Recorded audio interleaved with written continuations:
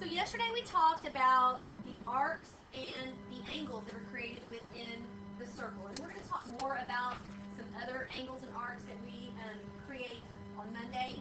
But today we're going to focus on arcs and chords and what their relationships are. And it's not overly hard, there's just lots of little things that you got to remember to put together, okay?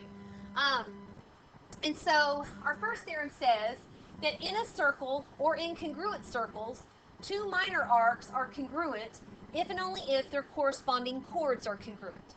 Okay, so what that means is that if I have these two chords that are congruent, okay, then the arcs they create are also congruent. Okay, so if a line segment or chord AB is congruent to chord DC, then arc AB is congruent to arc BC. And the converse of that is true because it's an if and only if statement, okay?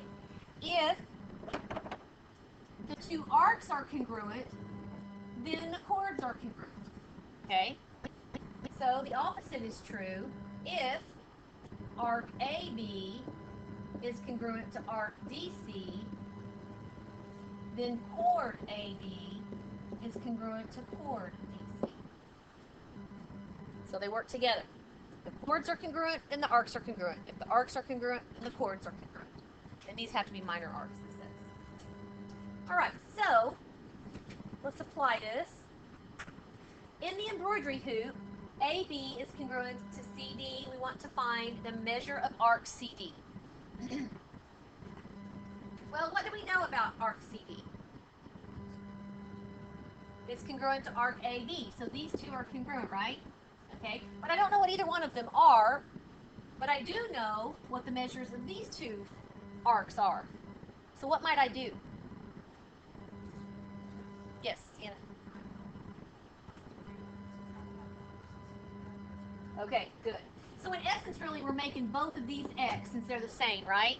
Okay, and so we have two of those, and she said to add these two arcs together, which is going to be 240, and subtract from 360.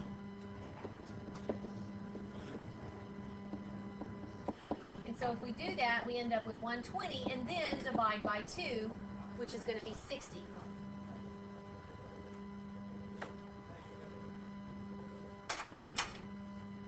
Okay, so we add those together, subtract from 360, and then divide it by 2, because both of those arcs are the same. So that tells us that the measure of arc CD is 60 degrees. Okay, let's look at this next one. It says, in the figures, circle J is congruent to circle K. It means they have the same radius. It says that arc MN is congruent to arc PQ. We want to find the length of PQ. Now, back up here in this theorem, you know, I said if the chords are congruent, the arcs are congruent. If the arcs are congruent, the chords are congruent. This is true within the circle, and it's true within a pair of congruent circles, which is what we have down here. Okay? So we're wanting to find PQ, which means we need to find X. So what are we going to do? Set what equal to each other? Okay, so since these arcs are congruent, these chords are congruent, right? And so then we can set those two chords equal to each other and solve for X. So we end up with X equals 8. Okay, so then we need to go back and find PQ. And so we have 3 times 8 minus 7. 24 minus 7 makes PQ 17. Questions on what I did there? Okay, now, back in previous lessons, we talked about segment bisectors and we talked about angle bisectors. Okay, well now we want to talk about an arc bisector, and really they all do the same thing. It is a line, a segment, or array that divides an arc into two congruent arcs. So if I told you that this FH was an arc bisector, okay, then it takes this arc and breaks it into two equal parts. So that's what an arc bisector does. Now, this next theorem says that if the diameter or a radius of a circle is perpendicular to the chord, then it bisects the chord and its arc. Okay, so we have BA here. We see that it's a diameter because it goes through the center. Okay, if this diameter or the radius is perpendicular to a chord, then it bisects the chord and it also bisects the arc. So if BA is perpendicular to TV,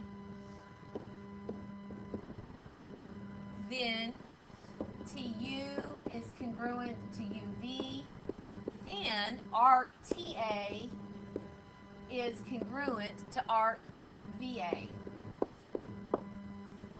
So if you have a radius or a diameter perpendicular to the chord within the circle, then it bisects the chord, it bisects the arc. Okay?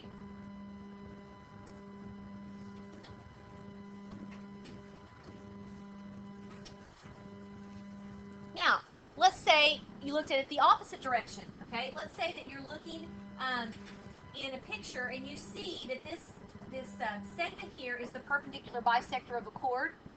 Then that perpendicular bisector is also going to be a diameter or a radius.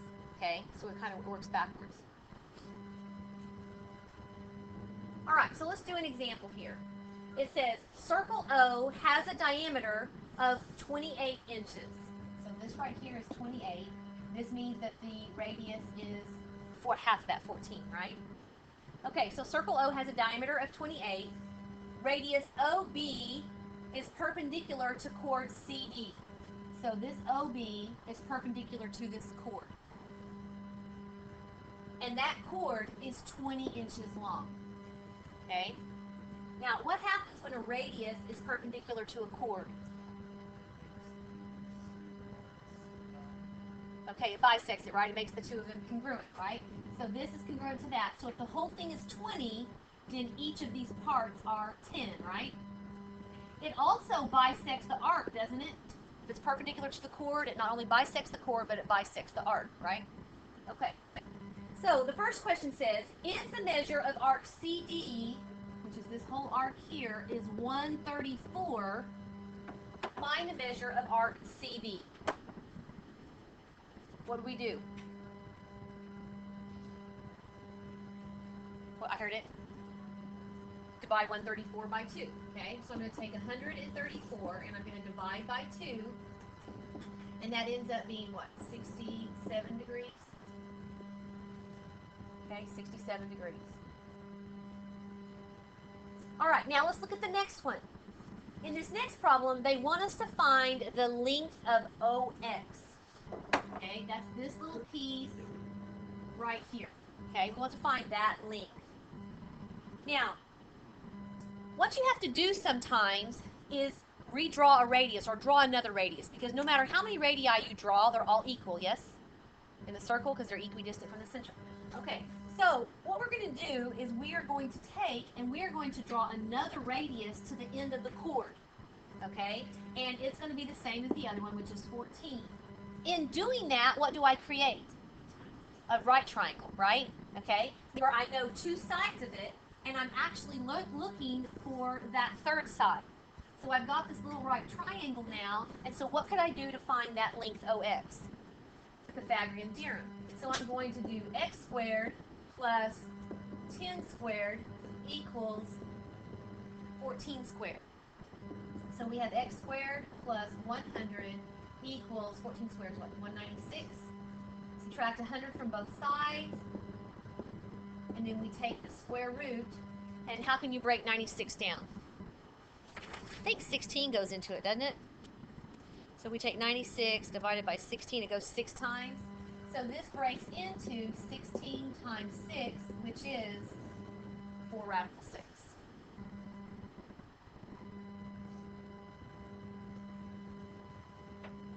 Questions on what we did there? All right. So there's another theorem. And this theorem says that in a circle or in congruent circles, two chords are congruent if and only if they are equidistant from the center. Okay? All right. So basically, and this is a biconditional statement as well, if these two chords are congruent, then it's saying that they're going to be equidistant from the center. So that means that these two little segments here are congruent. Now, when you talk about distance, it will always be the perpendicular distance, okay? So if these two chords are congruent, then they're equidistant from the center. And then vice versa. If we see that two chords are equidistant from the center, then those two chords are going to be congruent to each other, okay? And then we also learned if these chords are congruent to each other, what's true about the arcs? They're congruent, right? Okay, so they all kind of work together, all right? Okay, so it says chords AC and DF are equidistant from the center.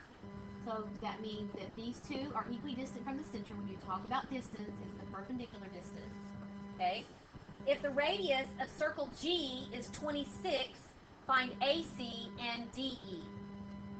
All right, so since these two chords here are equidistant from the center, what's true about the two chords? They're what? They're congruent, right? And since this is part of a radius that's perpendicular to the chord, what does it do to the chord? It bisects the chord too, right? Okay. All right, now it says that my radius is 26. Where might I draw that? Let's find DE first, okay? Where might I draw that to help me find DE? Huh? G to D, good.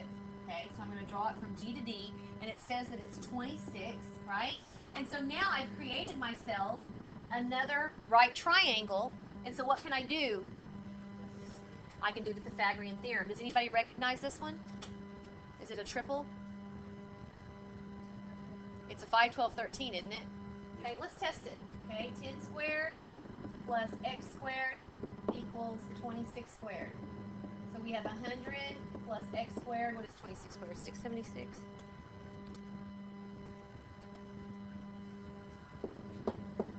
So we end up with x squared equals 576.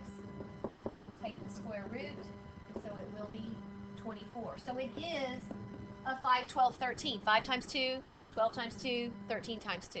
Okay? So DE is 24. What does that make FE? 24.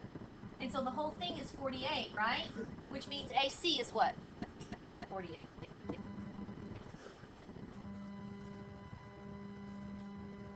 All right, last one, and you will have one probably like this on your test or your quiz, so it's one you need to know how to do. Okay, draw a picture. A circle has a radius of 20 meters and a chord measuring 18 meters. Find the distance from the center of the circle to the chord. Okay, so here's the center of my circle. It says I have a radius and I have a chord, right? It says that my chord is 20 meters, right? It says that my radius is 18. But I want to find the distance from the center. Did I get that backwards? Oh, I did it backwards. This is 18, right? And this is 20. Is that right? Okay, thank you. So my circle has a radius of 20 and my chord is 18. I want to find the distance from the center of the circle to the chord. Okay, that's what I'm wanting to find. And remember, when we talk distance, it's the perpendicular distance. Okay, now what happens here, since this is perpendicular, this is part of the radius, what does it do to this chord? It bisects this in two equal parts. Now I drew my radius down here. Is that helpful? Should I redraw it somewhere else? Yes, where should I draw it to? Okay, to the end of the segment, right? Or to the end of the chord. Okay, it's still 20. Now why is that helpful? It creates a right triangle, and I can now do the Pythagorean theorem, right? Okay, so I'm going to do x squared plus 9 squared equals 20 squared. So I get x squared plus 81 equals 400. And so I get x squared equals 319. Take the square root of both sides. Now 319 I don't think can be broken down at all. So if you wanted an exact answer, that would be your exact answer. If it says round or give an estimate, then you would plug that into your calculator and you get 17.9 for the distance. Okay, so real quickly, let's buzz back over the rules that we learned. We'll take it a second. Okay, we learned that in a circle or congruent circle, if two chords are congruent, then the arcs are congruent, and vice versa. If the arcs are congruent, then the chords are congruent. And this is with the minor arcs. Okay, then we learned about what an arc bisector is. Breaks the arc into two equal parts. And we said here in this next one that if a diameter is perpendicular to a chord, what does it do to the chord? Bisects the chord. What does it do to the arc? Bisects the arc. Good. Okay. And then if we have a chord and you've got a perpendicular bisector of the chord, then that thing that bisects it is the diameter or the radius. And then lastly, in a circle or congruent circles, if two chords are equidistant from the center, then what's true about the chords? They're congruent, right? Or if the chords are congruent, then they are equidistant from the center. And if the chords are congruent, then the arcs are also congruent, right? And don't forget, remember yesterday we learned that a central angle and an arc are what? What's the relationship? The central angle and the arc. What's their relationship in their measures? They're the same measure, okay? All right. Your assignment is on the board.